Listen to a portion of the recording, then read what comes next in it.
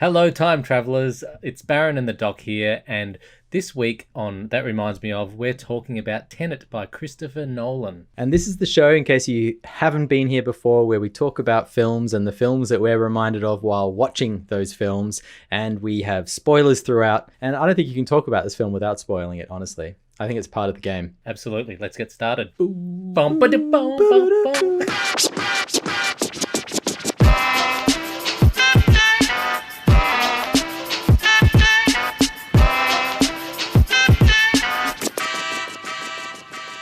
So, Baron, Tenet.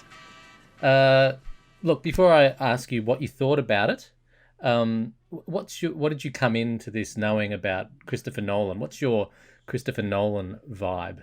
I am a huge Christopher Nolan fan. I think I'm up for it. I would have thought any film that he had to make and would want to put out there in the universe. In particular, though, I've really liked the big blockbusters that he's made of the last, I don't know, maybe 10 years. And that is Interstellar. The Batman trilogy. In particular, Dark Knight, Inception. I thought Dunkirk was a killer war film. So everything he's done up until this point, I've actually really enjoyed. And one thing about Nolan is that he is divisive. There's always a lot of fans out there and filmmakers banging on about how much they either love or hate him. I wasn't a fanboy as such, but I love Memento. That was where I learnt about the band. Mm-hmm. And since then, it's been a topsy-turvy experience. Like Batman, I think, was well done. And Interstellar, I didn't like much. And so I came into this one really excited about it because it was an awesome feel that, the lead up to the movie had. Yeah. But I was open-minded. I could have gone either way.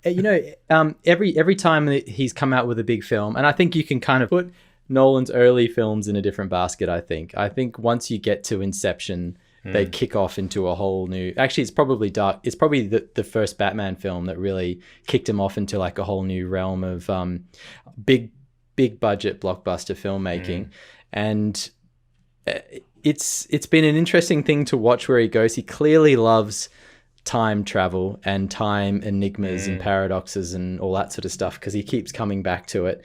And this film is no different. Should we tell audiences what the crappy IMDb synopsis is for this film? Because we couldn't figure it out ourselves, so might as well start somewhere. Completely. We're not going to try and do our own synopsis. That would be ludicrous. So I challenge you to just read out the IMDb one, and we'll start challenge there. Accepted. Armed with only one word, Tenet, and fighting for the survival of the entire world, a protagonist journeys through a twilight world of international espionage on a mission that will unfold in something beyond real time. I don't even know what that last part means. I honestly don't know what something beyond real time means. Anyway. But would you watch the film? Well, it sounds potentially interesting. Yes, I did watch the film, so I guess the answer is yes. I think that says absolutely nothing, but I think it's got enough keywords to make you, kind of interested enough to watch it. I had a go at it just to try and rejig it a little bit. Oh, wow. Yeah. Just thought after I copied that down, I thought I'd give it a quick crack.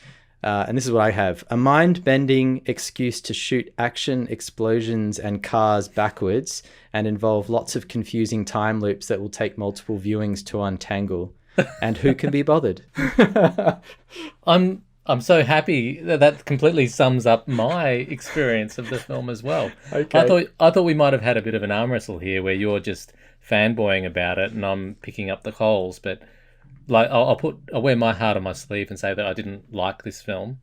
Not that it was without some interesting things which are worth talking about, but on the whole, it's exactly as you said, like who can be bothered? That was the feeling I kept coming back to over and over again. And I really, really wanted to like this film. Like I went in going, this could be great. Everyone always bags out Nolan every time. So, and then I usually end up liking those films a lot. So this is probably going to be another one of those. Didn't happen. And I think it started right from about the first or second scene. The whole thing was so convoluted that it was hard to follow. And I started to realize really early on that I wasn't going to enjoy the ride. Really? Yeah. That's different to me, because I think I started with high expectations, really, because it sounded cool. And I don't know, I was thinking maybe of Memento. Haven't watched Memento for years, but the mark it made on me was significant. And then I saw that first scene in the opera? The opera? Yes. Yeah. Yeah. And I thought that got me going. I thought that was really good. Yeah. And so it planted some seeds. And even when they started talking about the inverted weapons, I was just going for the ride, and I was okay with it from there at that point. But it kind of then gradually, by degrees, just lost me. I think that's right. So I'll agree with you that there were things that I enjoyed, and there were little moments where I saw like some Nolan-esque intrigue sort of coming out of it, and I was like, "Ooh, this could be the thing that kind of makes it all work." And then the very next scene or the very next moment, something confusing would happen, or there'd be a little section of action that just didn't quite feel right to me. That would then straight away drop me back in deep waters, and suddenly I'm not sure about the whole experience again. I think I diagnosed it though. Oh, great! Because newsflash. Excellent. Tell me. Well, first let's talk about some things that were quite good about it. Like the idea, like the concept, is wonderful. Really, and that idea being, let me try and explain it. You've got inverted time, where you save me, someone. You can go. You're already lost. Yeah, it's not exactly time traveling. It's sort of which way you're traveling within time. Yeah, it's like Which direction? It's a gimmick in some games you get where if you balls up a move, you can just suddenly reverse time and go back 5 seconds or whatever it is, and then try and redo that thing. It's a little bit of that going on. Yeah, but that as a concept is cool. So I like that. You'd have to say that some of the scenes were, when you've got the forward time and backward time going at once, are quite an achievement to pull off, and but they visually are quite stunning. So totally, another win. 100% agree. That's two wins. I can't, Okay. my fingers aren't in frame. Where? Yeah, I can see it. I can see them. Two wins. The problem is the script. Yeah. Oh, look, I actually would disagree with you a little bit on the second win.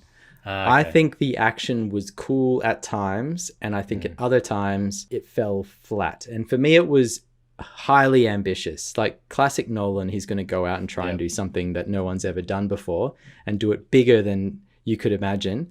And for me, some of it just wasn't, it was just boring action in the end.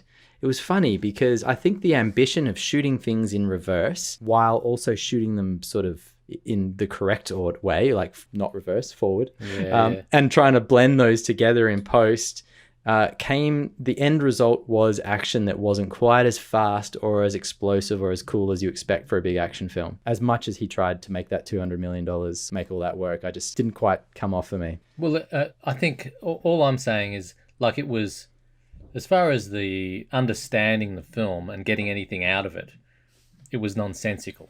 Yeah. All those scenes. But visually, it kind of looked cool. Like, you don't often see, forwards and backwards people in the same... That's a new thing. That's true. So... Yeah, it's true. I guess ambitious is the word, and I agree he didn't pull it off. But just the visual of it was kind of cool. Yeah. Other things like when you're seeing the protagonist going backwards, on the floor, and that little tussle he had with himself. Yeah. Just some visual things were cool. Yeah, I agree. Even when you're playing those games, right, within about, I don't know, maybe like half an hour of playing it, the spectacle and the concept of being able to go backwards, you get used to it. Like it sort of becomes a thing that you expect that you can do. And I think after the first half of the film, and we'd already seen some of those scenes play out, I lost interest in seeing them again, and I knew that I was going to see them again. You know what I mean? Like, I knew I was going to see them from a different angle, and my mind was supposed to be blown by it, and it just wasn't, because I knew it was coming and I didn't care. You know what I mean? Yeah. You did know things were coming, didn't you? Like, you didn't know necessarily exactly what was coming, but you got the sense of it, and there were no real surprises, even though you would think this was a thriller where there's big reveals. And there were, but they were never exciting or things that you hadn't sort of thought might be coming. They weren't sort of giant world-altering kind of twists. Yeah. They were like, oh, yeah, okay. Yeah. So that was that person. I see. You know what I mean? Like, that's how it kind of, for me, how each reveal happened. And then it got to a point where I was like, oh, there's a backwards car. That's going to be one of the characters later. You know what I mean? Like, you just start guessing. There's a little bit of fun in that. There is a bit of fun in doing the guessing. Yeah, that is fun. And some of them pay off, like the end scene where she is the diver, you know, the woman that dives into the water. Yeah. And that had such a big impact on her early, and then it's actually, she wished she was that woman, and then she actually is. Like, that's corny. Corny but nice. I think that was one of the nicest moments. Actually, one of the best twists in the whole thing. For that very reason, is there was an emotional hook on that. And this brings us to the script, which I think you were alluding to before, because I think one of the biggest issues here is a lack of emotional hooks the whole way through this. Completely. No emotional hooks. Well, there's a fake emotional hook. Not fake, but a pretty poor one in the whole storyline of her and the son. You're meant to really engage with them on a emotional level, and I don't think you do, really. No, I didn't. And the fact that they were so critical to this, world and time altering storyline also didn't ring true. It was like just, picking one little relationship that just coincidentally happens to, relate to the arch villain, and making them so intertwined to try and get a bit of heart in the film. Yeah. And I don't think it did it. So if we're talking about characters, right, let's just get into those a little bit for a second, because I think the emotional arcs of these characters and the lack of that kind of hook that'll grab you in, we've sort of said already, that's an issue. So we had protagonist did he have a name? I can't even remember. No, but he's the protagonist, which mind you I quite like. You kind of like that he's just I kind of like that he's called the protagonist. So it pays off in the end, and you understand why, and it has a greater meaning. But I also afterwards was sitting back thinking that one of the issues I have with this character is that he's quite two-dimensional. This by the way, is the main character played by John David Washington, Denzel's son, who is getting some Whoa. Is he Denzel's son? Yes, he is. I didn't know this. I just knew him as Black Klansman. Yeah, that's right. That's right. Mind blown. Next time you see him, you'll hear Denzel's voice coming out of his mouth, and it will start to freak you out a little bit. Wow, okay. Because he has a very, very similar voice, but looks nothing like Denzel. No. He's fun to watch. I kind of like him. Yeah, I think in the right films, he's great. Like, he was good in Black Klansman. Anyway, so we've got Denzel. I'm just calling him JD Washington. Call him Denzel, yeah. He's not Denzel. And then Elizabeth Debicki is the Australian actress who plays Kat, the woman that he just falls in love with for some reason. Kenneth Branagh's the bad guy who plays Sator. And then you've got Robert Pattinson in there, who becomes, over time, you realize, sort of the best mate of JD. All of these, I found that there was a common theme of you were just meant to believe that they cared for each other, and that was it. You know what I mean? Like, there was not much to hold any of that together.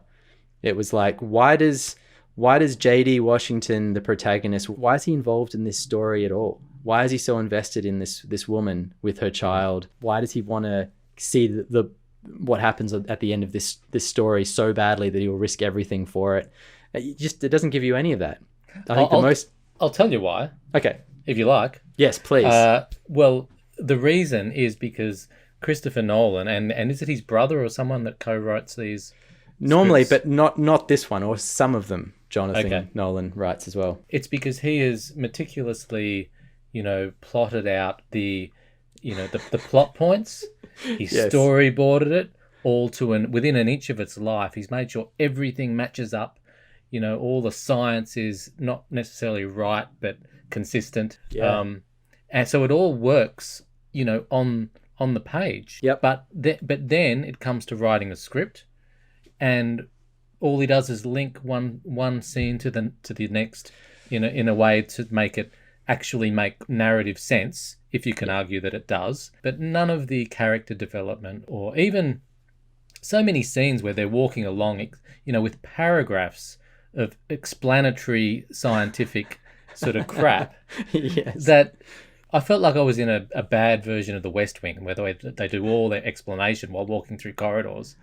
Wait a second. We're 2 hours into this film. Can you just explain what reverse physics time travel is again, just for us one more time? Or actually, throw in a couple more rules that you haven't mentioned before.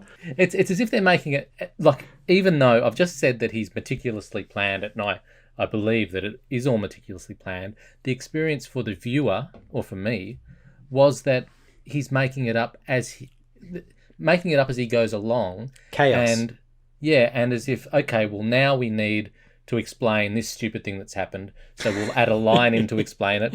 Now we need some device to make such and such make sense, so we'll just slot that in. It feels like we've hit the M. Night Shyamalan, I can't say his name. Shyamalan off the edge of the cliff moment here a little bit, where, he's bought in.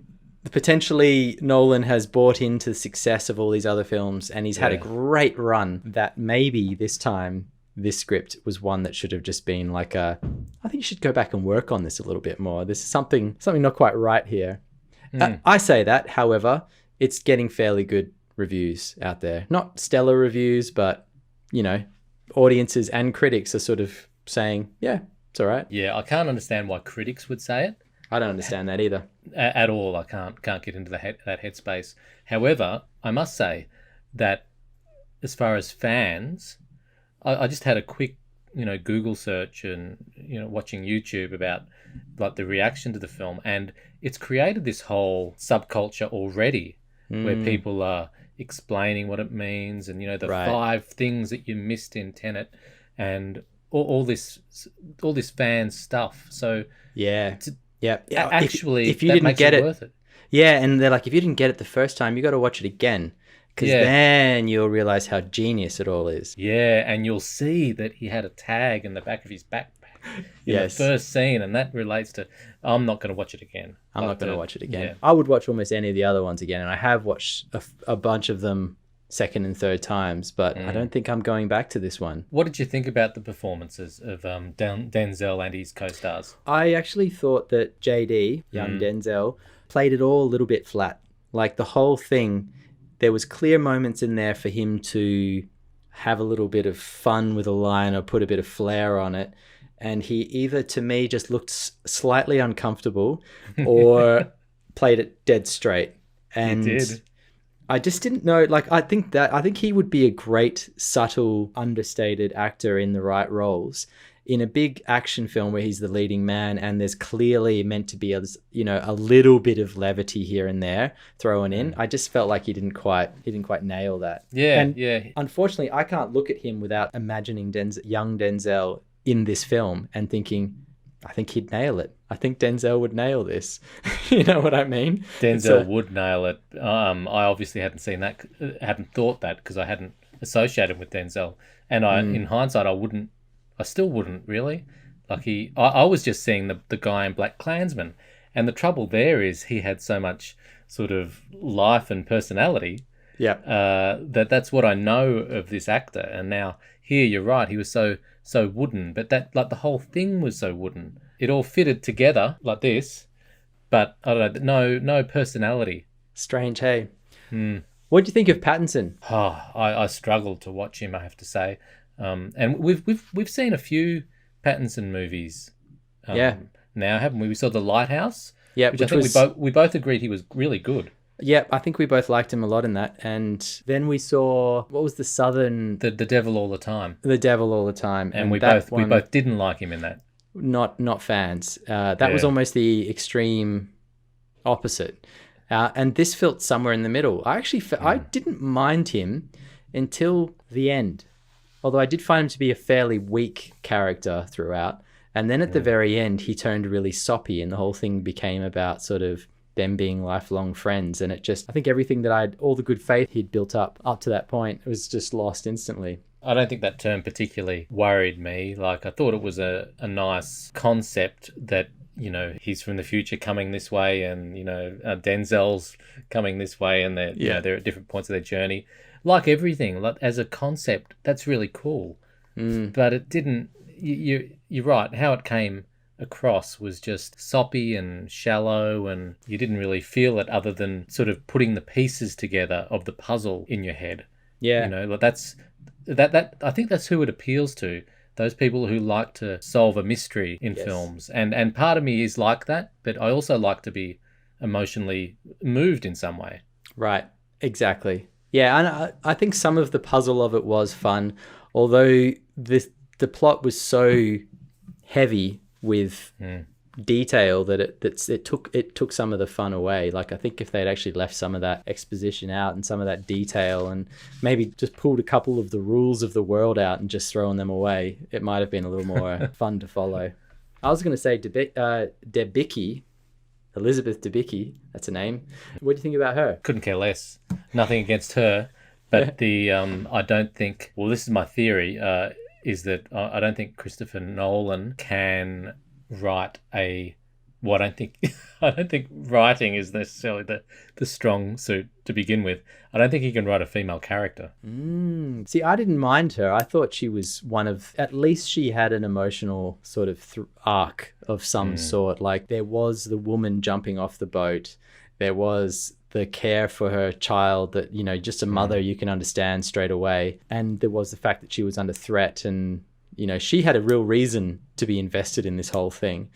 But I agree. She came off a little bit like a bit of a Bond woman, you know? Yeah, I felt like that she was like almost a plot device that is getting thrown everywhere by the narrative, and, you know, with I never felt for her. I just saw her as driving the story forward, and kind of being, I guess at the end she made her own decision. That was quite a big thing when she, you know, stuffed up everyone's plans by killing him. I don't know, I didn't really go for the ride with her, and nothing against the actor. No, I think she's quite good. I've seen her in other things and she's great, and I agree. In the end, she became a thing, almost a device for JD's character to sort of fall in love with and chase after and give him a reason to be in this story so wholeheartedly. Yeah, which didn't work. They were all devices, and that was the problem to me. Yes. Yep. So speaking of devices, what did you think of the device of the Russian villain? He was Russian, I think, wasn't he? Yeah, I think he was, yeah. The Russian Bond villain, a.k.a. Kenneth Branagh. Oh, Kenneth, well, see, there were moments of greatness in there, just little tiny moments of performance greatness, but overall it was overplayed. And he just was such a brute. I don't know. Like, I can go for a character that's a real brute like that. I think that can be done well, but it wasn't convincing for Kenneth Branagh to play that character. I don't think in the end. And did you take from this that he basically was in the right place at the right time and killed the real guy that was meant to be receiving these packages from the future? No, didn't even. Yeah. Like, how can you take away anything that specific, really? Well, blink and you miss it, right? But there was a moment where they were digging up that package, that time capsule, because he had the job, and the guy who opens it sees you think he's maybe seeing his name, and the guy next to him picks up a shovel and takes him out. So you're probably right.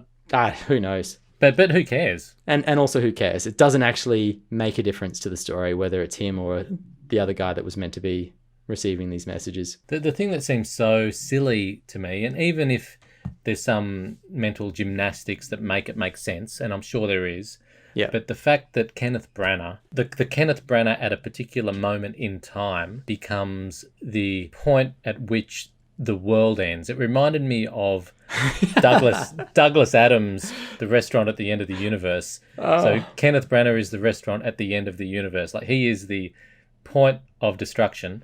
Yes. And the ludicrous thing was when they made an attempt at explaining that, and I think it was Robert Pattinson that said something like, yeah, or what it means is everything's finished, or I don't know.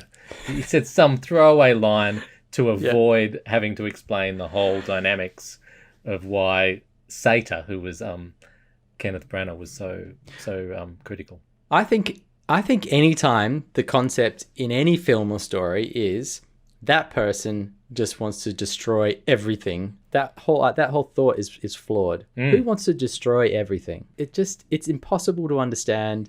It's not human. And whenever someone goes to that extreme of like, yeah, that person is fed up and now they're going to destroy everything. Like you can't go for the ride anymore. You're just like, oh well, that's extreme. Exactly. That equals plot. That equals plot device, not a character. That's not a character. That's just a frigging thing to get you from A to B. Yeah, that's not even evil. You can't torture anybody after that. No, like there's no eternal damnation. You're just destroying everything. What a cop out. It's silly. Was there anything else story wise on the positive or the negative? Either. Well, on the positive, like I did enjoy when we had half of the film where we're going in one direction, and then all of a sudden we're introduced to the fact that, you know, people can get inverted and go into the what do they call it, the Chamber of Doom. The Chamber of Doom. No, they called it something specific, but I can't remember. I've forgotten what it is. They can go into the Chamber of Doom and invert themselves. So then when you start replaying moments, such as the ludicrous scene where the plane goes into the Freeport. Yes. So surely they could have thought of something simpler than crashing the plane into the Freeport. Anyway, but when you have the tussle between Denzel Jr. and himself that comes back, like I liked that. That was a surprise to me, and it gave me that feeling that you like to get in movies. Yeah. Where it starts to fit together and click. So that was good in its own right. But that was an action sequence. There was no dialogue or anything to wreck it. But even within that sequence, so I think I would have enjoyed that more if it had happened sooner. Like the first time around hadn't been, you know, an hour and a half later before we come back to that moment again. I think I would have enjoyed it a little bit more if that were the case. I think we had seen too many cool reverse action sequences between those two to be totally blown away by it. But then it also brought up some other really strange thoughts, like why in the second time around is he even shooting the gun at himself at all? Like that makes no sense. And the only reason I thought the same. The only reason you would do that is because you want to have the cool gun moment the first time around, but you know, like second time around you wouldn't be pulling that trigger. You know, well, you're not going to try and kill yourself. Exactly. Because that instigates that whole grandfather bloody paradox. Yeah, or even like be close to killing yourself. Like there's no point in that. And you know what one thing I discovered is that there is actually a limit of things that look cool backwards. Like cars driving backwards down freeways at high speed is cool. I enjoyed that. That was fun to watch. Explosions backwards just look fake. Did you notice that? Like they don't look real. And there were certain things like that, particularly in that big war sequence, that big kind of siege at the end, where, by the way, one team's got blue badges and one team's got red badges and they're doing a time pincer move or something. I just lost track. I had no idea what was going on by that point. I was like, I don't even know why they're all attacking this place. I've actually lost complete track of anything that's going on right now, and all I'm doing is watching reverse explosions and kind of thinking this could be better. You know what I mean? Yeah, well, I didn't mind the look of the, you know, the reverse and the proper explosions. I thought it looked cool, but it didn't make any sense. I just, you know, a minute or so in, you know, when I was really thinking, oh, this is going to be cool, seeing this mob come from that direction, mob come from that direction, and they're going to do this great move. Yeah, but it didn't. That didn't come through, and it just ended up being some nerd in post production, you know, making it look all cool, which is cool in some respect, but not filmically cool. I would love to have known how this film went at the cinemas in a year that wasn't 2020. Like if it had happened in 2019, how well this film would have done. Because the thing you heard when Tenet came out was that it was a flop. and that this $200 million film wasn't going to make its money back. It's made its money, but in terms of cinema releases, I don't think it did what they expected. Yeah, well, that's understandable. It would have gone a lot better, surely. It would have had to have, surely. I mean, I think seeing the spectacle of all of this up on a big screen still would have been cool. Like, who doesn't want to see a Nolan film on the big screen for that very reason? You know, it's going to be ambitious and he's going to throw everything at it. So you said you're a big fan. Yeah. I had seen a lot of the films. I watched The Prestige last night, I think, or the night before. That didn't thrill me either, and it had a lot of the same problems. Like I had thought I kind of liked his work, and then I watched this, then I watched The Prestige, and the same sort of character development problems. You know, you start with a big idea that's a great idea, and you storyboard it and all that sort of thing, but then it doesn't hold up in a emotional human way. Yeah. It's been a long time since I've seen The Prestige, and I think you're right. That's not one of the really strong ones. Yeah, and when I say I'm a fan, I think it's more that I'm actually a fan of those four or so big films that came out over the last decade that I really, really enjoyed. And it's more about those being great successes in my mind than everything that Nolan's made being fantastic, you know? Yeah. And this one's definitely not going to be on the list, as I think it's clear by now. Well, are we ready to talk about what it reminded us of? I think so. I think we've covered the film as much as we can without just banging on about the same things. Yeah, or want to. Yes, that's right. So what were you reminded of while watching this film? A few things for different reasons. I've written them down here. Twin Peaks. Speaking in reverse. Like that is a absolute Twin Peaksian thing, and it's just only makes me think of Twin Peaks. So then they just reuse that device here. Which... wonderful, Doc. You know, you can remember that I still haven't seen Twin Peaks. So yes, I know, and it's not spoiling anything. This is a shame for me that I need to sort out, but I can imagine Lynch doing Speaking in Reverse would be great. Yeah, and creepy. Exactly, it's great and creepy, and that's because there is. With Lynch, with anything that he does, there's much more attention spent on the ambiguity, the abstract, the human, the emotional, and all of this sort of stuff, rather than the explanatory. So I think both of them appeal to me because they're both interested in big ideas, but the approach is completely different. And I'd take Lynch's approach where they're speaking backwards, but you're always trying to work out what really that means. And Lynch would explain almost nothing, whereas Nolan in this case has tried to explain everything to almost to a point where you just don't want to hear anymore. You're like, stop it. Stop telling me things. Let's just get on with it. Well, not almost to a point. Past that point. Absolutely.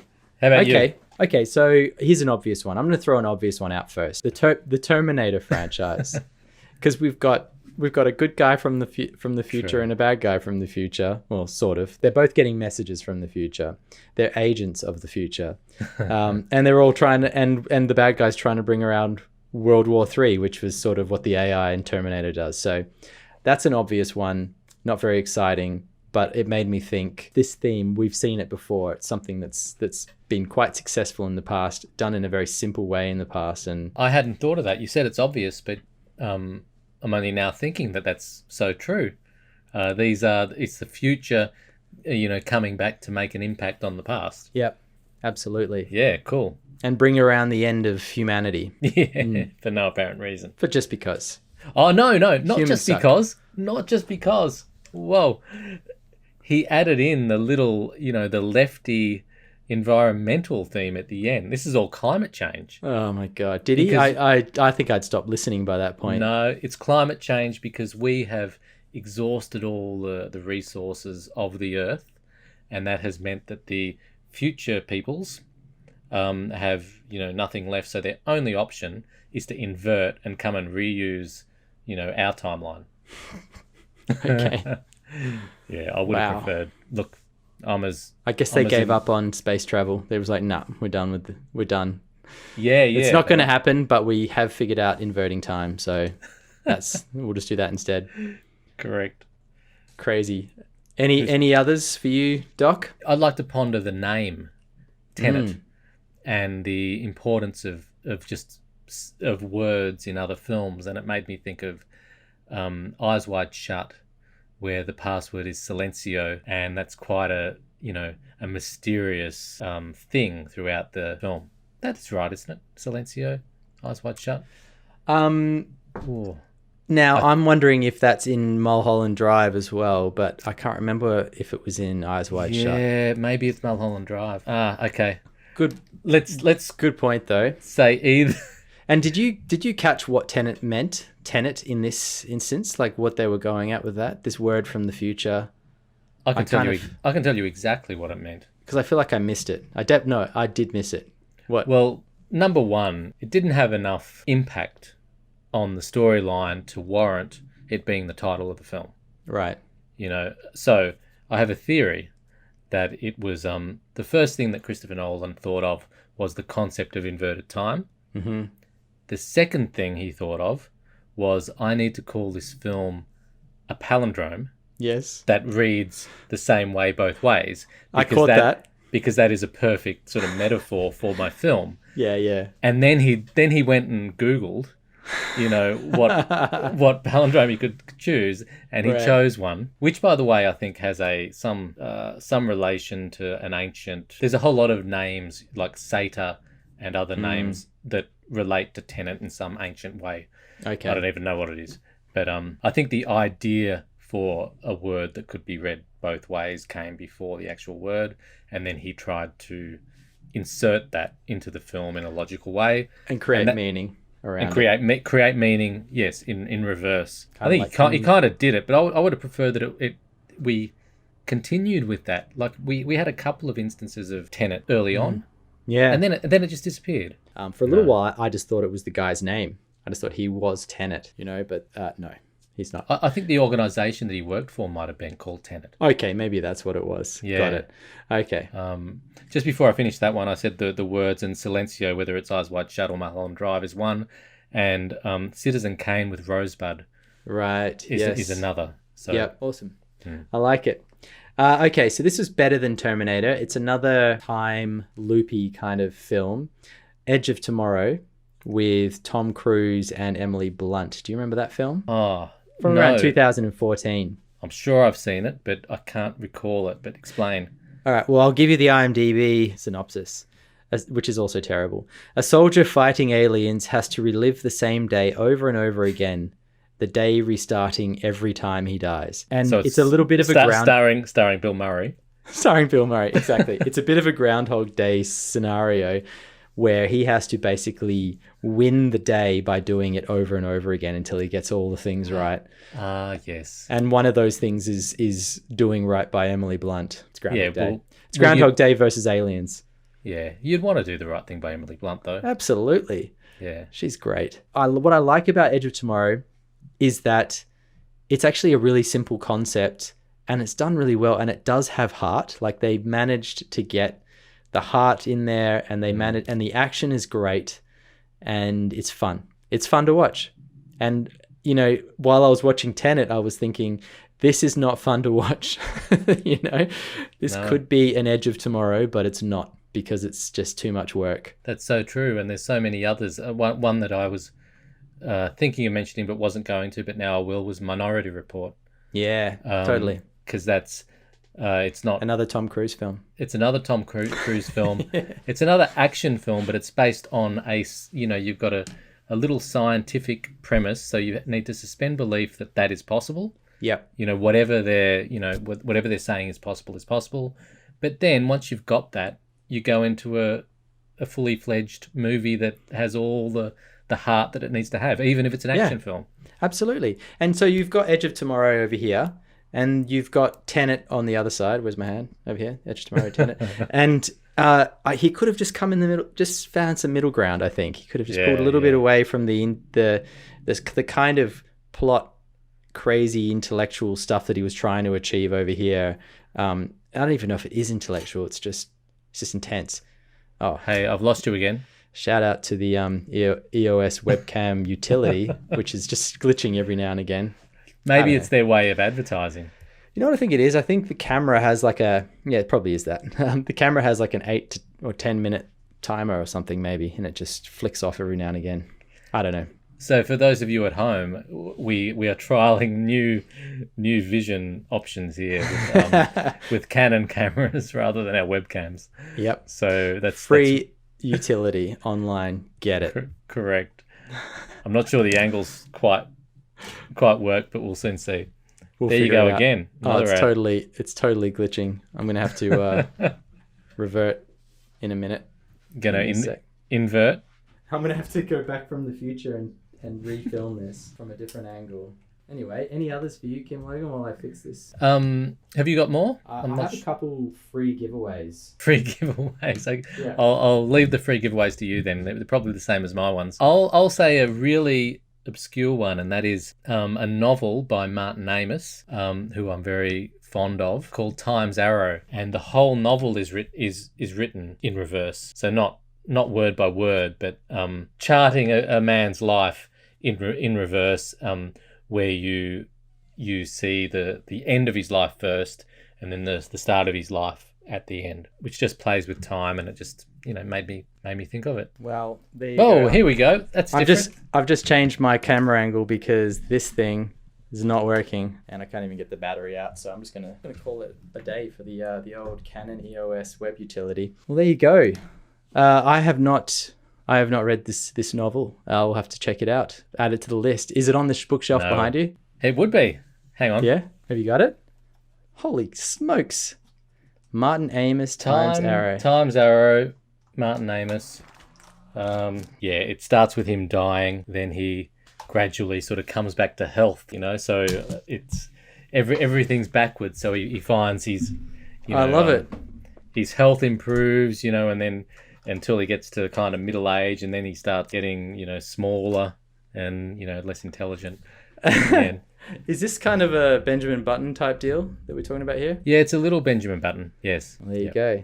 All right, let me see if this works again. Oh, hot diggity. We're back. Oh, wow. Okay, so you had a couple of giveaways. Giveaway reminds me of. Yes, 12 Monkeys. Ah, yeah, okay. Explain.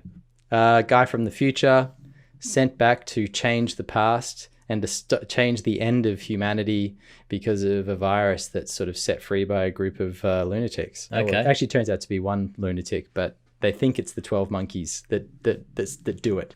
Starring Bruce Willis, and a great film. Yeah, haven't watched it for years, but I remember enjoying it. Well, let's play ping pong. I'll match that with Irreversible. Ooh. For the fact, again, that it plays with time. And you sort of have to. I think you see the end first, don't you? And you gradually get more information as you go forward or backward in time. Very nice. I like it. Another one for you, Looper. Looper. Okay. Which actually is also a little bit like 12 Monkeys, a Bruce Willis film. Yeah, that's Bruce Willis. Yeah. Yeah, and a little bit like Inception has that guy from Inception in it. Who I'm just blanking on his name. Leonardo DiCaprio. No. It's the guy with the 3-parter. Jordan David Lewis or something. That's totally not it. Gordon Levitt. Lewis. Levitt Davis. He's cool. He was on. Wasn't he on great. Third Rock from the Sun or something like that? I don't know. It's a good question. He very well could have been. Anyway, he's great. Looper, going back in time to basically take out people, and then one day he's like a time assassin where no, that's right, he's in his time with a shotgun, and someone gets sent back from the future, and his job is to just blow that guy away the second he appears, except one day the guy that appears is himself, an old version of himself, and that's where the story gets twisty. It's when you get to that whole grandfather paradox that actually made me squirm when that was mentioned in this Christopher Nolan film. Yeah. No. When they explained the grandfather paradox, and then about a minute and a half later, they go, "That's a grandfather paradox," or like, sort of that thing we just told you about. Yeah. There it is. Yeah. And I thought, I'm sure I learned about that in Back to the Future. I didn't need to know it again. We don't need to know it again. No. Absolutely. Well, that's it for me. I haven't got anything else. No, I'm well and truly done. You're I done. feel like I wouldn't mind, inverting and going back over this episode and fixing any of the crappy bits. If I think of anything else, I'll come back and do that. Insert it later. It'll be confusing because I'll be speaking in reverse and you'll be speaking the right way, or vice versa. Yeah, but we'll make it work. Audiences of the future will think it makes perfect sense. That's right. All right, Doc. I think we've done it. I think we've more than done it. I think we've outdone it. We've overdone it. Overdone it. Yeah. Cool. Awesome. I'll see you next week. See you, Baron. Cheers, Doc.